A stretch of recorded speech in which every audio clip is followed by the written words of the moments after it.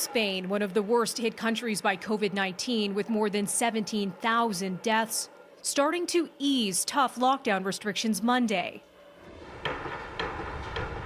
Construction workers back on the job, some businesses that can't run remotely allowed to reopen. But most people beginning their second month under lockdown are still being told to stay in their homes. Most stores and restaurants still shut down until at least April 26th. Police handed out masks to commuters as the work week began for some in Madrid. But are the rules being lifted too soon?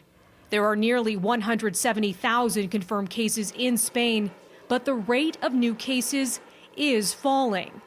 There are fears, though, that easing measures could spark a resurgence of infections. But the pandemic has brought the country's economy, like so many around the world, to a standstill. The Spanish Prime Minister says his government must balance its response to the crisis that, quote, threatens to destroy lives and at the same time destroy the economic and social fabric of the country. It's a balance nations worldwide are debating. Russia introducing tougher measures with checkpoints only allowing Moscow residents to enter the city.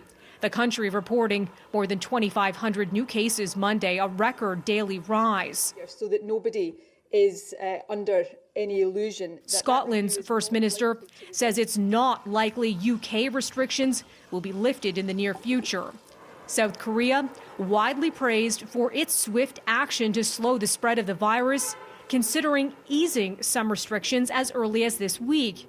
But the country's vice health minister warns that ending physical distancing measures prematurely could come at the irrevocable cost of triggering new transmissions. The World Health Organization warning Monday not to lift restrictions all at once. While COVID-19 accelerates very fast, it decelerates much more slowly.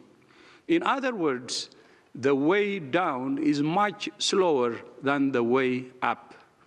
That means control measures must be lifted slowly and with control. And a couple of other developments, France extending its lockdown until at least May 11th. And an update on Boris Johnson. The British Prime Minister has tested negative for coronavirus after being released from hospital where he was treated for COVID-19 in the intensive care unit. He's now recovering at his country residence. For City News, I'm Melissa Duggan.